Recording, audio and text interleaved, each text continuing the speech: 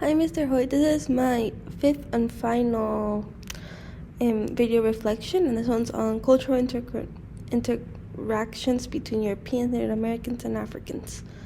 Okay, so basically, with these sources, I was able to get even a deeper understanding of the complex story of the U.S. beginning and how deeply embedded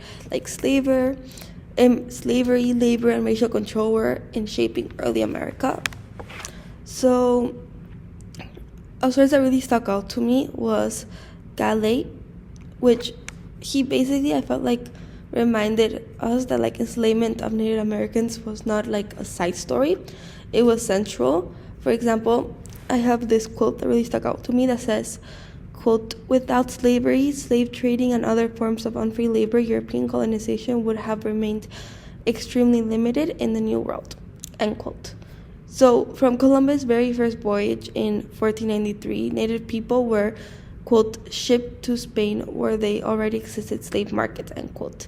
So indigenous slavery continued for centuries across these systems.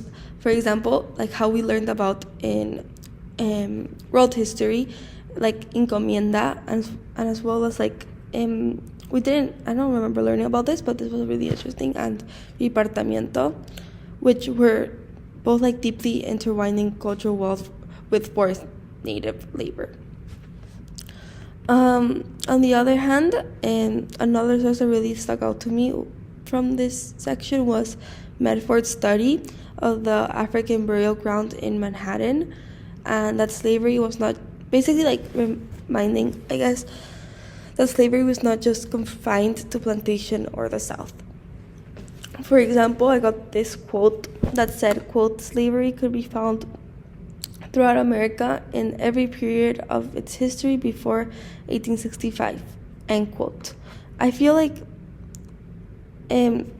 this really goes into my past point, because then there was this other quote that really stuck out to me that said that new informations uncover that remains of as many, quote, "as many as 10,000 to 15,000, quote, end quote, Africans, many of them children, showed stress fractures and violence, and these remains and testify to, quote, hard, repetitive work," end quote, and as well as cultural resilience and the dehumanization of black labor in the heart of colonial New York, which was crazy. These two quotes really struck out to me.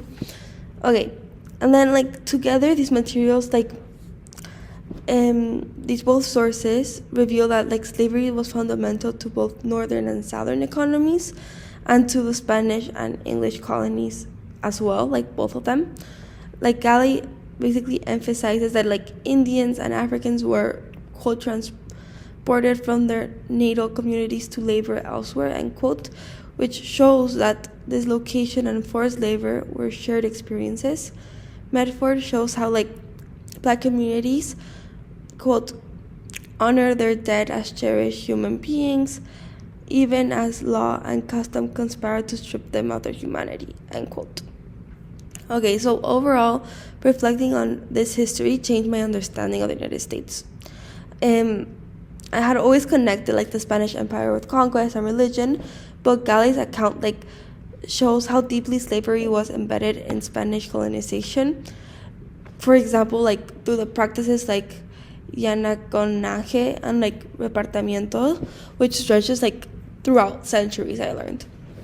In Latin American history, throughout my time living in Latin America, I've learned about resistance movement and mestizaje, but this source reminded me that colonization was also about profiting from stolen labor, and whether African or indigenous, it didn't matter. It was still profiting of it, and it's similar in brutality but different in how it was often remarked, sometimes even romanticized rather than fully confronted. And these sources demanded that I guess both of them demanded a revised in our view of American history, which is not a story of like two separate people suffering separately, but like what they went through was like intertwined systems and over like a larger system of exploitation.